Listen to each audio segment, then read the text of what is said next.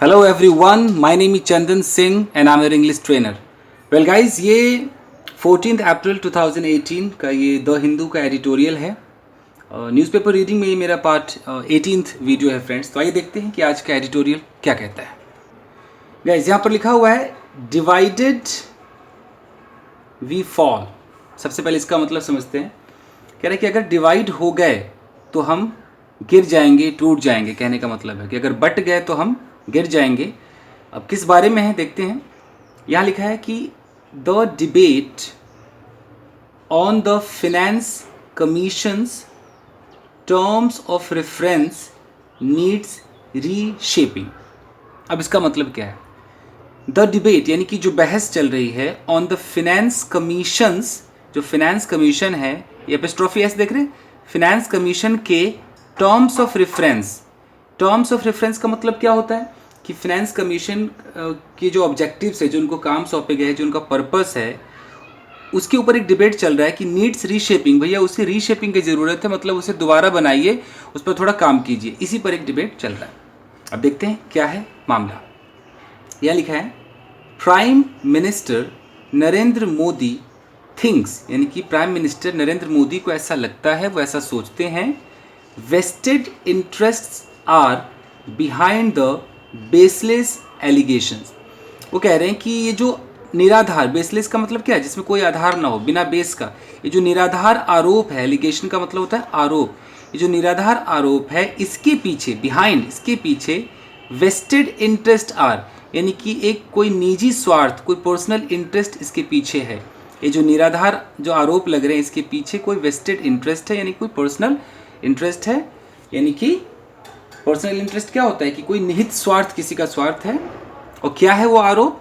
That the terms of reference of the 15th finance commission, यानी कि जो 15वीं जो फिनेंस कमीशन है, उसके जो टर्म्स ऑफ रेफरेंस है, यानी कि उसके जो ऑब्जेक्टिव्स है, उसका जो काम है, उसका जो पर्पस है, आर बायस्ड, वो भैया पक्षपातपूर्ण है।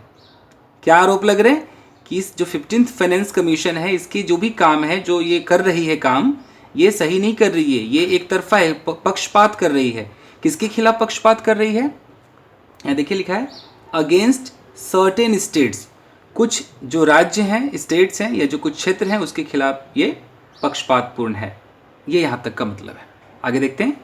ठीक है, he did not name the region, उन्होंने किसी क्षेत्र का नाम नहीं लिया, but he was clearly responding to growing clamour from the southern states.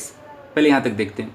But he was clearly responding, ये पास्ट कंटिन्यूअस है, लेकिन वो साफ साफ प्रतिक्रिया दे रहे थे, रिस्पॉन्ड कर रहे थे, मतलब प्रतिक्रिया दिखा रहे थे। किसको?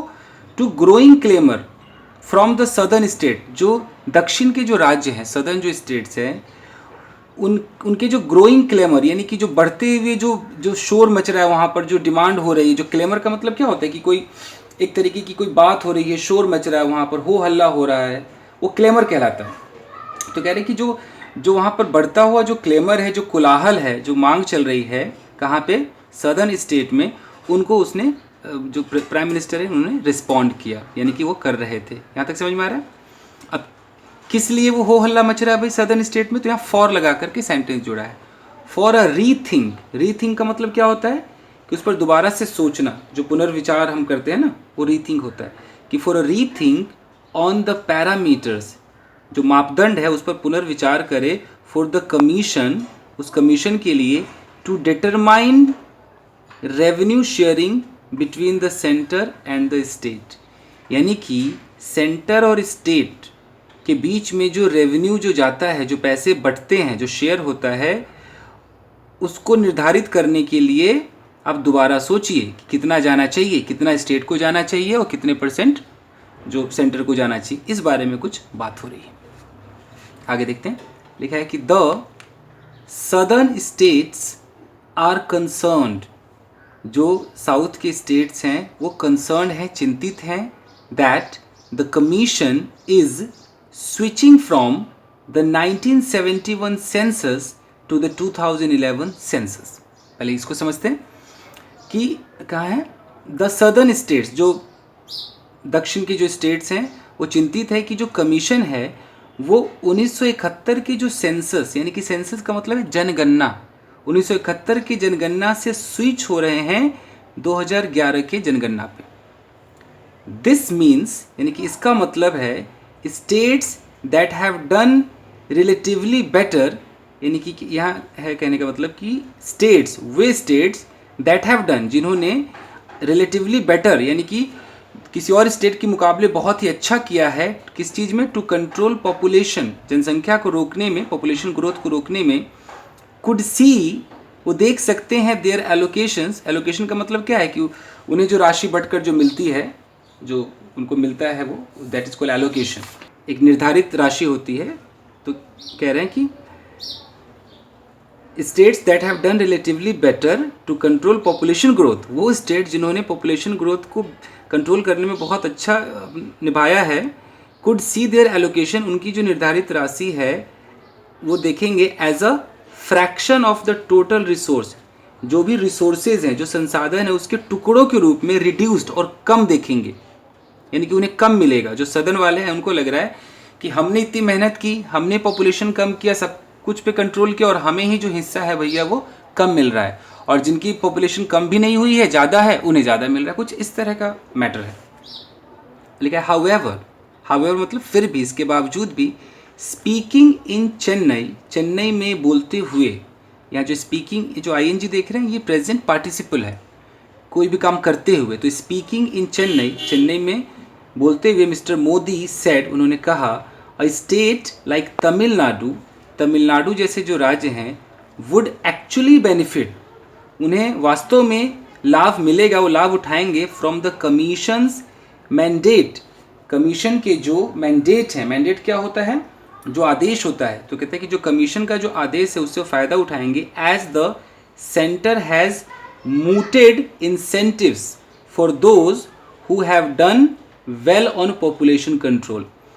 अब यहाँ पे समझ में आ रहा है कि भाई मोदी ने कहा कि जो तमिलनाडु जैसे जो राज्य हैं वो एक्चुअली फ़ायदा उठाएंगे कमीशन के जो मैंडेट है, जो आदेश हैं, जैसा कि centre has mooted incentive, centre जो है उन्होंने कुछ इंसेंटिव बांधा है, इंसेंटिव प्रस्तुत किया है, मूट किया है, मूट का मतलब होता है प्रस्तुत करना, कुछ इंसेंटिव्स प्रस्तुत किए हैं, किनके लिए, फॉर दोज, उनके लिए, who have done well on population control, जिन्होंने भैया बहुत अच्छा पॉपुलेशन कंट्रोल किया है, उनके लिए सेंटर ने कुछ इंसेंटिव्स रखे हुए हैं, वो उन्हें मिलेगा, उन्हें बेनिफिट मिलेगा। अब यहाँ लिखा है that the prime minister has had to wade in to try and manage a controversy, कह रहे कि प्राइम मिनिस्टर को वेड इनटू का मतलब क्या होता है, किसी मामले में जो पड़ जाते हैं उसे हम वेड इनटू कहते हैं, मतलब कि you have to get quickly and directly involve in something, बहुत जल्दी आप किसी में इन्वॉल्व हो जाते हैं तो आप वेड इनटू उसे कहते हैं। तो कह रहे हैं कि जो कंट्रोवर्सी है, जो विवाद है, तो प्राइम मिनिस्टर को भी उस विवाद में तुरंत कूदना पड़ा है। डेज आफ्टर, कब कूदे, days after the finance minister Arun Jaitley had termed it as needless, कि उसके बाद वो कूद गए उस कंट्रोवर्सी में कि जब जो फाइनेंस मिनिस्टर अरुण जेटली है उन्होंने एक नाम रख दिया इसका कि भाई नीडलेस नाम रख दिया कि भाई ज़रूरत नहीं है। सिग्नल्स, वो इशारा करता है द सेंटर्स कंसर्न, सेंटर की जो चिंता है, अबाउट द नैरेटिव, नैरेटिव मतलब जो कथन है, अबाउट द नैरेटिव, जो उन्होंने कथन बोला है, टर्निंग अगेंस्ट द बीजेपी, जो बीजेपी के खिलाफ जा रहा है, जो फाइनेंस मिनिस्टर ने जो कह दिया कि भाई नीडलेस है, ये जो कथन उन्होंने बोला, अब उनको चिंता है कि भैया ये बीजेपी के खिलाफ जा रहा है, turning against BJP ahead of the Karnataka election, Karnataka election के सामने ये भैया बीजेपी के खिलाफ जा रहा है, ये इसका मतलब है। आगे देखते हैं, यहाँ लिखा है one will have to wait till October 2019, कह रहा है कि भैया आपको अक्टूबर 2019 तक वेट करना होगा। जो वन का मतलब है ना कि भाई कोई भी हो उसको अक्टूबर 2009 तक वेट करना होगा, कोई भी मतलब जो स्टेट्स वगैरह उनकी बात हो रही है। When the finance commission's final recommendation come in, जब 2019 अक्टूबर में जो फिनेंस कमीशन उसका फाइनल एक रिकमेंडेशन आ जाएगा, जो उनका जो समझौता पत्र होता होगा वो आ जाएगा, टू असेस, यानी कि आंकने के लिए, असेस का मतलब है कि उसको मूल्यांकन करने के लिए, the actual impact on states cash flow, cash flows. जब 2019 अक्टूबर में ये आ जाएगा उनका एक फाइनल रिकमेंडेशन आंकने के लिए कि जो actual impact on states cash flow की, जो कैश फ्लो जो स्टेट में जो कैश जा रहा है, जो वितरण हो रहा है, उसका एग्जैक्ट जो है इम्पैक्ट क्या है। But framing the issue as a southern versus northern state debate is not constructive, यानी कि सदर्न और नॉर्दर्न स्टेट के बीच डिबेट चल रहा है, ऐसा फ्रेम करना, ऐसा मैटर बनाना, ये कंस्ट्रक्टिव नहीं है, रचनात्मक नहीं है। आगे देखते हैं, लिखा है the 14th Finance Commission had also given a 10% weightage for the 2011 census in its calculations।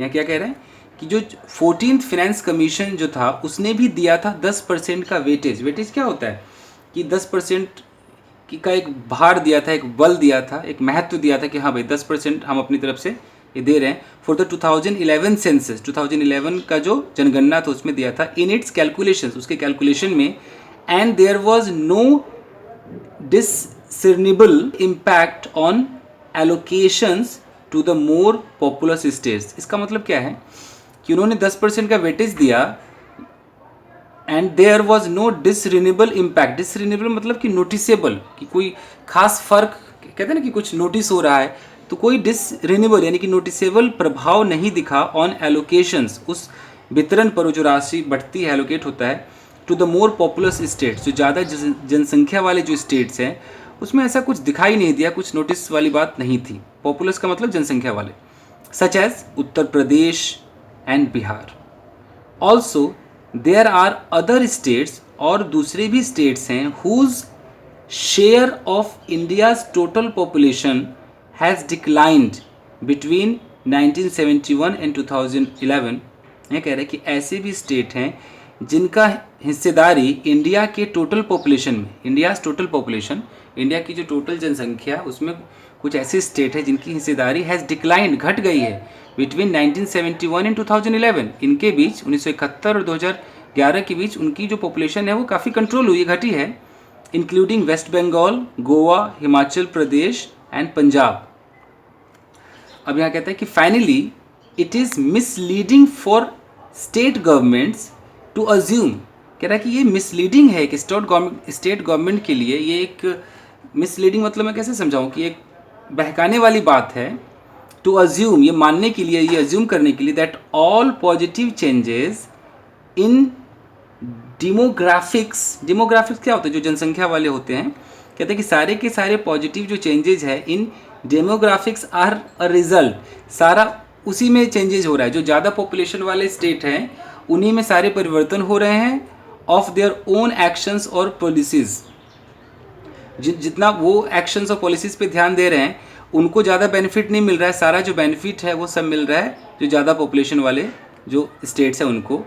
There are a variety of factors at play, कहते हैं जो प्ले का मतलब खाली खेल ही नहीं, कहते हैं ना कि इस बात में, इस तर्क में वेराइटी ऑफ फैक्टर्स है, बहुत सारे फैक्टर्स हैं, when individuals make decisions about procreation, कह रहे कि ऐसी बहुत सारी बातें होती हैं कि जब एक व्यक्ति प्रोक्रिएशन के लिए डिसीजन बनाता है, प्रोक्रिएशन का मतलब जो प्रजनन होता है उसके लिए डिसीजन बनाता है, लिखा है फॉर द कमीशन, कमीशन के लिए it is more critical to ensure, ऐसा सुनिश्चित करना बहुत ही क्रिटिकल है, बहुत ही एक नाजुक है, that resources reach those, resources वहाँ तक पहुँचे, who need them the most, जिनको बहुत ज़्यादा ज़रूरत है, and that the genuinely needy are not deprived, और सचमुच जो ज़रूरतमंद है वो वंचित न रह जाए।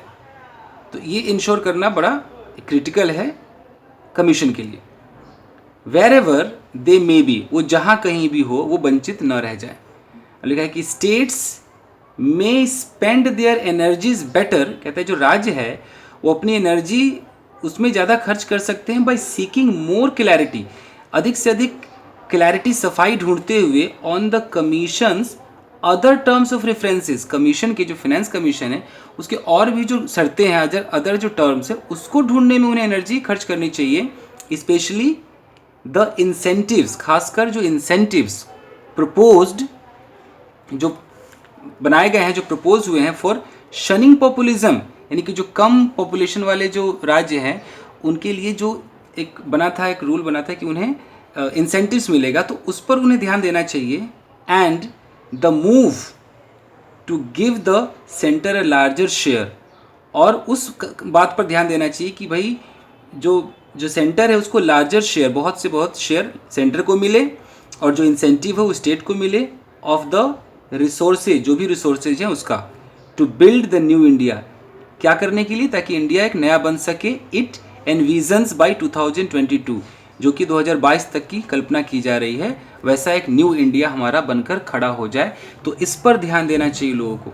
तो कुल मिलाकर के इस न्यूज़ में यही है कि कन्फ्यूज़न है, लोग लड़ रहे हैं कि भाई जिन्होंने पॉपुलेशन कंट्रोल किया है जो स्टेट, उन्हें कम बेनिफिट मिल रहा है, और जिन्होंने पॉपुलेशन कंट्रोल ही नहीं किया वो ज़्यादा फ़ायदा उठा रहे हैं। तो जो फिनेंस, ये जो 15th वाला जो फिनेंस कमीशन है, इसमें फिनेंस कमीशन क्या करती है कि जो भी टैक्स वैक्स जाता है उसका देखते हैं कि कितना परसेंट स्टेट को जाएगा और कितना सेंटर को जाएगा।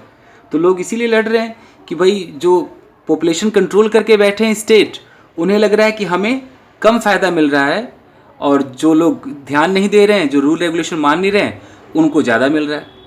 इसी पर एक छोटा सा डिबेट चल रहा है। सो वेल गाइज, यही था ये एडिटोरियल। मिलते हैं अगले वीडियो में। आई होप आपको पसंद आया होगा।